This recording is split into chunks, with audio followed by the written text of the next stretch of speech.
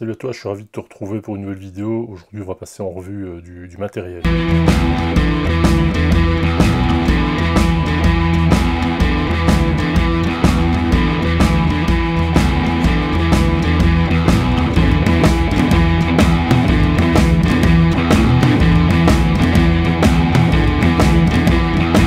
Donc je suis ravi de te retrouver pour une nouvelle vidéo. Aujourd'hui on va discuter un peu matériel et je vais te parler d'un petit accessoire qui va en tout cas changer beaucoup de choses dans la manière de réaliser mes vidéos. Comme tu le sais déjà peut-être, je suis utilisateur de caméras de chez Sony et donc il y a un gros souci chez Sony, c'est qu'ils n'ont pas encore compris qu'il y avait pas mal de gens qui avaient besoin de se voir en se filmant et donc d'avoir un petit écran de style comme celui-ci avec un petit écran réversible qui te permet quand tu te filmes, quand tu fais un vlog, de te voir au moment où tu filmes. Et donc sur le 5000, l'Alpha 5000 et sur l'Alpha 5100 il y avait ce petit écran et puis on ne sait pas trop pourquoi quand Sony a sorti les Alpha 6000, 6300 et 6500, ils ont oublié. L'ingénieur qui a pensé à ce truc était probablement en vacances et donc ils ont sorti les produits et ils n'ont pas réfléchi à ça. Et donc ce qui fait que sur les Sony, par exemple sur l'Alpha 6500, l'écran il s'ouvre pas plus que ça et puis voilà, donc quand tu veux te filmer, tu te vois pas, donc tu sais pas si tu es dans le champ, tu sais pas si tu es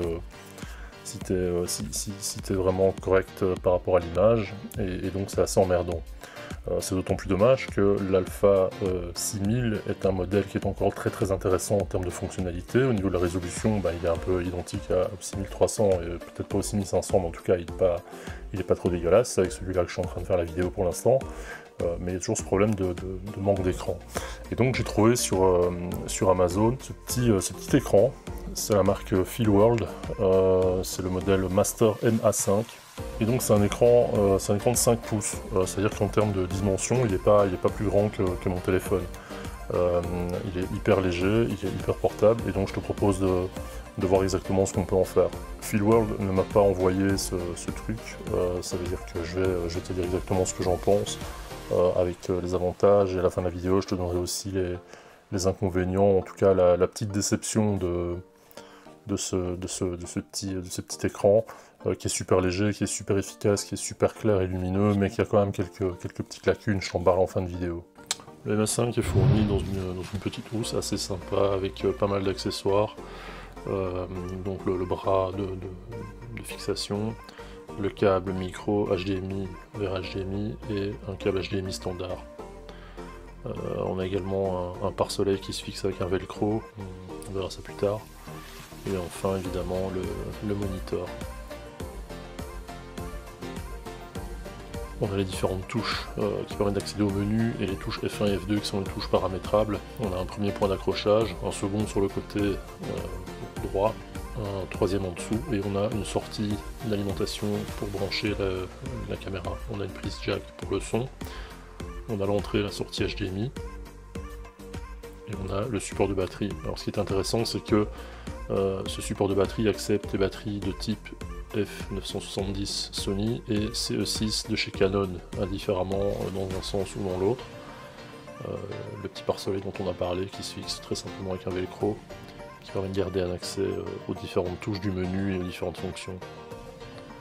Le bras de montage qui va se fixer sur la griffe porte-flash de votre caméra et la molette de serrage qui va permettre d'assurer la fixation de l'écran. Donc la griffe porte-flash ou si vous avez un rig comme le mien sur le côté, vous venez simplement glisser le bras de fixation de l'écran avec la petite molette pour bien serrer le tout. De manière classique pour vos vidéos ordinaires, je vais dire. On peut orienter l'écran comme on veut en fonction de la luminosité du soleil ou de la position dans laquelle on est. Et si on est plus dans un concept style vlog, on peut fixer évidemment l'écran face à soi. La batterie elle se clipse à l'arrière de manière assez simple, il n'y a pas de secret. Et au niveau du branchement, on a un câble HDMI in qu'on va venir brancher là au-dessus et le câble micro HDMI qu'on va brancher sur la caméra. Une fois que c'est fait, on peut allumer l'écran et on va avoir accès aux différentes fonctionnalités. Donc l'écran assez lumineux, donc là je filme l'écran, ce qui explique l'espèce de trame qu'on a, sinon c'est un écran Ultra HD, il est vraiment très très clair. Les différents menus, dans lesquels on va retrouver plein de fonctionnalités, je vais pas les passer tout en détail, parce qu'il y en a que je connais absolument pas, et puis sinon vous n'aurez plus de surprise. Donc on a les différents, on peut régler la température de couleur, on pourra régler la teinte, on pourra régler plein de paramètres qui sont liés à l'affichage sur l'écran, qui ne vont pas influencer l'image qu'on va capter avec la caméra.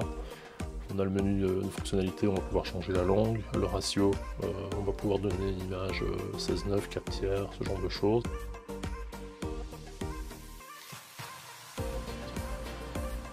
On va pouvoir choisir également la couleur de l'écran quand on n'a pas de signal, comme en début de présentation.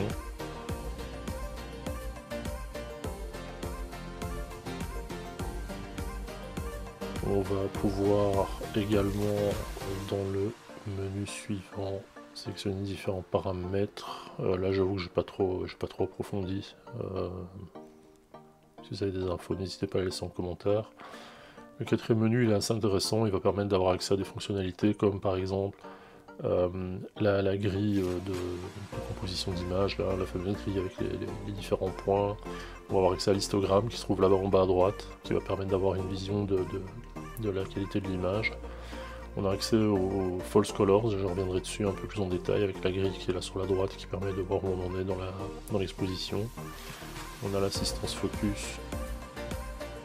Et donc si on prend un exemple, je vais juste passer sur l'assistant de mise au point et l'assistant d'exposition. On va commencer avec l'assistant d'exposition, on va booster l'ISO et on voit directement qu'on a le zebra qui s'affiche sur l'écran. Donc ça c'est assez sympa pour voir si l'image est cramée. Et la fonctionnalité False Colors qui va permettre de voir si l'image est correctement exposée avec une échelle qui se trouve comme je le disais sur la droite. Et on va pouvoir jouer sur la qualité d'exposition, on va voir en orange ce qui est sous-exposé, en rouge ce qui est surexposé, et tout ce qui est correctement exposé se trouve entre les deux. Donc comme tu viens de le voir, cet écran il est hyper pratique, hyper fonctionnel, très efficace en termes d'aide à la réalisation de tes vidéos. Au niveau du matériel, ils ont fourni les câbles, ils ont fourni le pare-soleil, et ça c'est vraiment une excellente chose. C'est juste un truc, Filworld, si vous me regardez à un moment ou à un autre, vous n'avez pas mis de batterie, vous mettez pas de batterie, vous mettez pas d'adaptateur, ça c'est vraiment nul. Donc j'ai dû commander des batteries en plus de l'écran. Un adaptateur, c'est un adaptateur 12 volts, donc un coup de bol j'en avais un qui traînait, mais je trouve dommage de pas inclure une petite batterie. Je veux dire, ça vous coûte pas des 100 et des 1000, mettez une petite batterie dans vos packs d'écran, parce que vous annoncez l'article à un prix qui est super intéressant, et puis il faut ajouter 30 balles pour avoir une paire de batteries. C'est juste un peu dommage. Voilà, c'est le seul point négatif vraiment que j'ai trouvé sur cet écran. En dehors de ça, c'est vraiment du super bon matos. N'hésite pas à me dire ce que tu en penses. Est-ce que toi aussi tu utilises un écran comme celui-là, ou est-ce que tu as la chance d'avoir une caméra avec un écran qui se relève, ou une autre méthode? Ça m'intéresse de savoir comment tu fonctionnes. Et moi je te retrouve très bientôt pour une nouvelle vidéo. Salut!